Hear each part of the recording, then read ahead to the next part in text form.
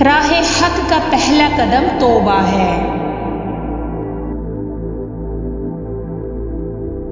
انسانوں کا کوئی گروہ ایسا نہیں جسے غیب میں کوئی ایسا کام نہ پڑا ہو جس کی محبت سے اپنے دل میں فرحت یا زخم نہ رکھتا ہو۔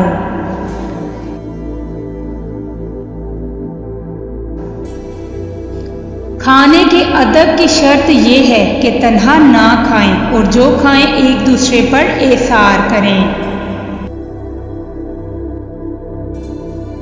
طالب حق کو چاہیے کہ چلتے وقت یہ خیال رکھے کہ اپنا قدم زمین پر کس لیے رکھتا ہے، خواہش نفسانی کے لیے یا اللہ تعالیٰ کے لیے۔ اگر وہ خواہش نفسانی کے لیے زمین پر قدم نہیں رکھتا تو اس میں اور بھی کوشش کرے تاکہ اسے مزید خوشنودی حاصل ہو جائے۔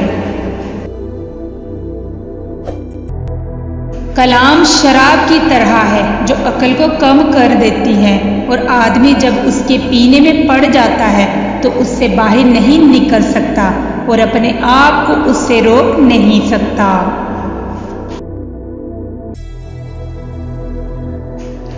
جو چیز دولت مند کی خراب ہو جائے اس کا عوض ہو سکتا ہے، لیکن جو چیز درویش کی بگڑ جائے اس کا کوئی عوض نہیں ہوتا۔ دل پر ایک حجاب ہے جو ایمان کے سوا کسی اور چیز سے دور نہیں کیا جا سکتا، اور وہ کفر اور گمراہی کا حجاب ہے۔ مسلسل عبادت سے مقام کشف و مشاہدہ ملتا ہے۔ رضا کی دو قسمیں ہیں، اول خدا کا بندے سے راضی ہونا، دوم بندے کا خدا سے راضی ہونا۔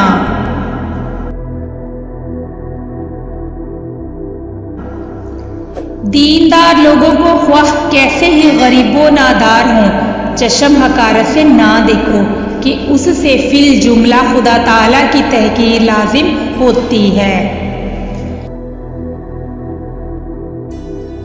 صوفی وہ ہے جس کی ایک ہاتھ میں قرآن مجید اور دوسرے ہاتھ میں سنت رسول صلی اللہ علیہ وآلہ وسلم ہے۔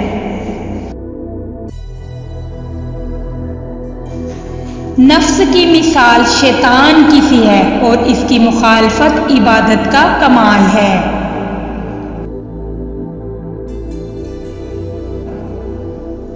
غافل عمرہ، کاہل فقیر اور جاہل درویشوں کی صحبت سے پرہیز کرنا عبادت ہے۔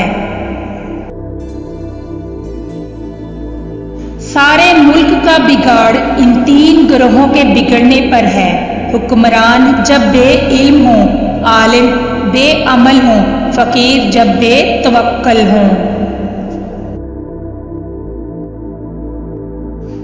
درویش کو لازم ہے کہ وہ بادشاہ کی ملاقات کو سانپ اور اژدے کی ملاقات کے برابر سمجھے۔